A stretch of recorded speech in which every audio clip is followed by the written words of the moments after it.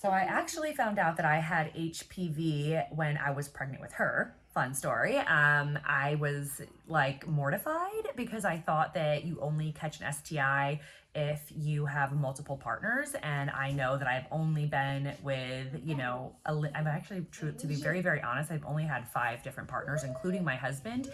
And I've only been with my husband for the last 7 years. So I was like, how on earth do I have an STI?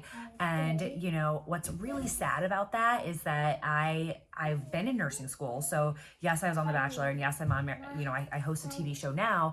But prior to this whole being like a public persona, I went to school to become a registered nurse. I specialized in labor and delivery, and I worked at the #1 hospital in Manhattan, Columbia Presbyterian. So it's not like I'm completely ignorant to, things healthcare related, right?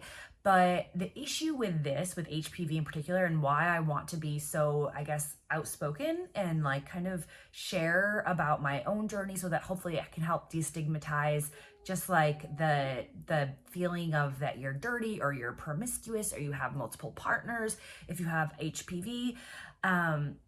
The reason that I wanted to be so forward is because like if I am somebody who graduated from nursing school, worked as a registered nurse, and I wasn't aware of the fact that this STI affects so many people.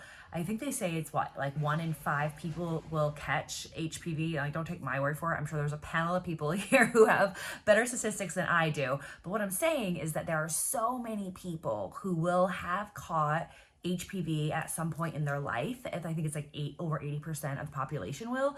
That's astounding. And the fact that those of us who have it don't want to talk about it and we hide in shame because we're scared that people are going to judge us and think that we're dirty or promiscuous or whatever the case may be.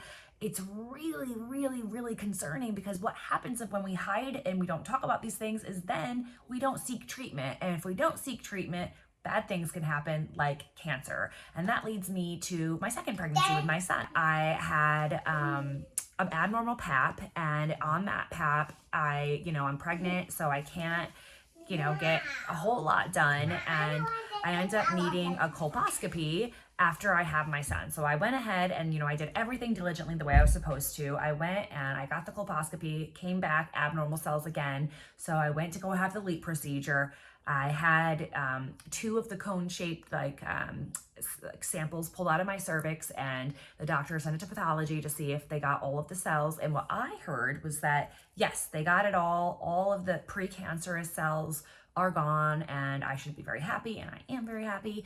And then I had a chat with some people at the HPV Alliance, and they're like, well, actually, just so you know, HPV can be dormant in your system, and you can actually, come back positive later. You can still develop like precancerous cells later, or at least like dysplasia later. And it's not like it's one and done, and you should definitely continue to get your PAPs just the way you're supposed to and stay diligent, because this comes back. It will run dormant sometimes, but it could come back. And so I just think that, first of all, what HPV Alliance is doing to help destigmatize HPV is astronomically astounding. Like, it's just so important. And I think that, those of us who have had HPV, and to share our stories, whether it be we caught it early and hopefully it's taken care of, and now we're just being more precautious about it. That's great. Or, Marsha Cross, who I am such a huge fan of, and the fact that she's been so vulnerable to share her story and just, everything that she went through.